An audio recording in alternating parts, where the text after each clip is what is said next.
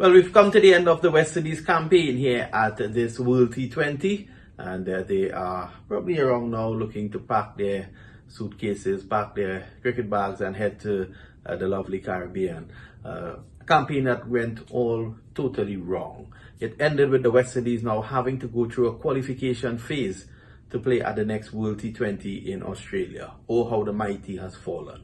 They've won this tournament twice before, and next year they will find themselves playing in the qualification phase to get into the main draw of the World Cup. Only themselves to blame. 4 defeats in 5 matches. Today, they played against Australia. The Australians needing to win to get into the semi-finals. The West Indies needing to win to get into the World Cup automatically next year. Pollard again lost the toss, so he would have lost 4 out of 5 tosses in this tournament. And the Australians decided to ask the West Indies to bat first. West Indies batted first and made 157 for 7. The universe boss, Chris Gayle, in his final match for the West Indies, started well and struck 2 sixes in a very short innings of 15 of 9 deliveries before he played on to Pat Cummins and was out dismissed. Evan Lewis at the top of the order, 29. So he showed promise as well. Then after that, the West Indies, in the third over, after 2.3 overs, they were 30 without loss. A couple of deliveries after, they were 35 for 3. Nicholas Pooran fell for 4, and Roston Chase failed to trouble the scorers. It was Kieron Pollard, the captain, who top scored with 44 of 31 deliveries. He struck a 6 and 4 fours. And towards the back end of the innings, Andre Russell gave them something to fight with by striking the final 2 deliveries for 6s. And he finished on 18 not out of 7 balls. Also amongst the runs was Sharon Hetmyer. Following his 81 not out, he got 27 today. But listen to this. Josh Hazlewood, after his first over, he conceded 19 runs. He ended with 4 for 39. He came back well, and that was able to restrict the West Indies. When Australia batted, it was too easy to believe.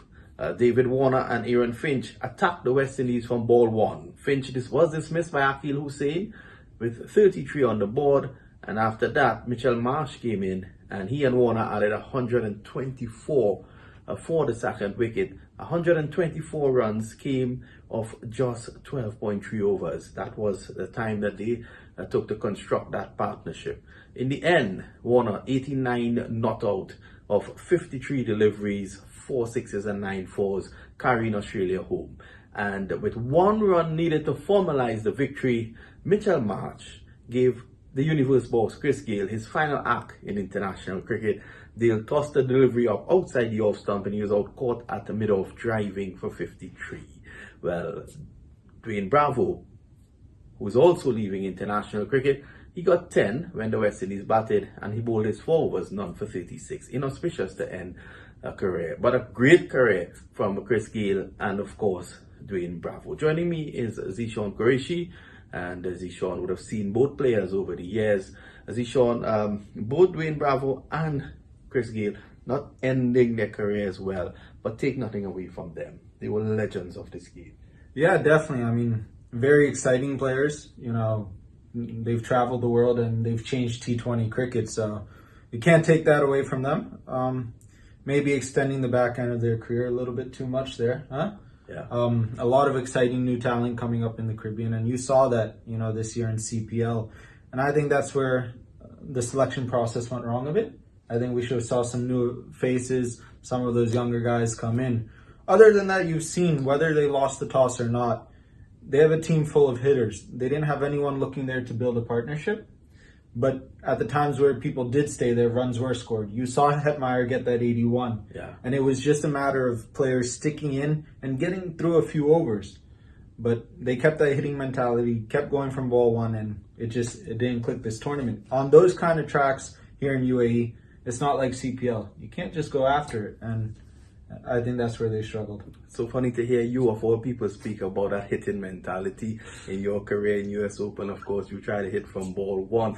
But Sean, here's a situation now where Dwayne Bravo and Chris Gayle might have ended their international careers, but closer to you and closer to me now, the US Open. I think we will continue to see these guys now play even more often at the US Open. Chris Gayle, he was part of the Atlanta Paramveers last year when they won the tournament. Dwayne Bravo would have played under your leadership at the US All-Stars team about 2-3 years ago when I think you lost in the finals, was it? In the finals, yeah. Yeah, so I think now is an opportunity for these guys to play cricket at the US Open and help build US cricket.